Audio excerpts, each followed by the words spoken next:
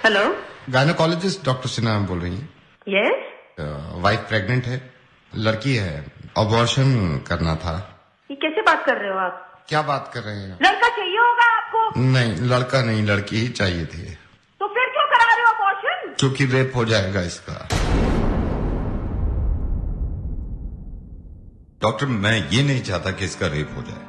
I am so sorry doctor, मैं नवेद बोल रहा हूँ। मुझे मालूम है कि आपके पास कॉल्स आती होंगी, लेकिन उनकी वजह यही होती होगी कि मैं दहेज नहीं दे सकता या मैं लड़की को पढ़ा नहीं सकता। लेकिन अब कॉल्स आया करेंगी और वजह ये हुआ करेगी डॉक्टर कि मैं अपनी बच्ची को पैदा नहीं होने देना चाहता क्योंकि इसका रेप हो सकता है। दिल्ली में 8 महीने की बच्ची का रेप हुआ। 8 महीने की बच्ची होती कितनी अगर वो तंदुरुस्त ना हो, इंसान के एक हाथ में आ जाती है। उसका रेप हुआ है। I'm sorry, मैंने आपका वक्त भी ले लिया, लेकिन मैं बताना चाह रहा हूं सबको कि ये होने लगेगा, वरना इस चीज को बंद करवा दो। मेरी समझ में नहीं आता कि स्लोगन देखने के बाद लोग खुश हो जाते हैं, बेटी बचाओ बेटी पढ़ाओ। क्यों हम पहले ही जाहिर कर देते हैं कि बेटियां कमजोर हैं, पढ़ी लिखी भी नहीं है, इनको बचाना भी है। ऐसे स्लोगन क्यों नहीं बनते कि बेटे को बताओ और ना माने तो थप्पड़ लगाओ। और जितने लोग इस बात को मानते थे ना कि लड़की घर से बाहर निकलती है तो रेप होता है, उसके रिश्तेदार ने बेडरूम में घुस के उसकी बच्ची के साथ रेप किया।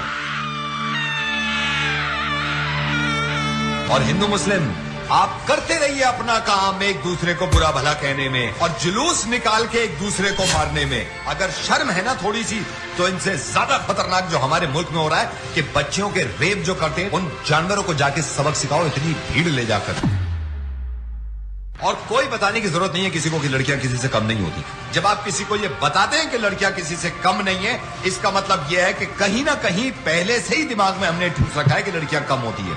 100 करोड़ की आबादी में अगर एक इंसान भी मेरी आवाज सुन रहा है ना और उसको ये लगता है कि लड़कियां देर रात घर से बाहर निकलती हैं तो रेप होते हैं, तो मुझसे बात कर ले। मैं कसम खा रहा हूं, अगर उसने मुझे हरा दिया इस चीज में तो जिंदगी में कभी रेडियो पे नहीं आऊंगा और अपनी आवाज नहीं सुनाऊंगा। हम थे कहाँ ना याद कर, फिर से मुझे इजाद कर।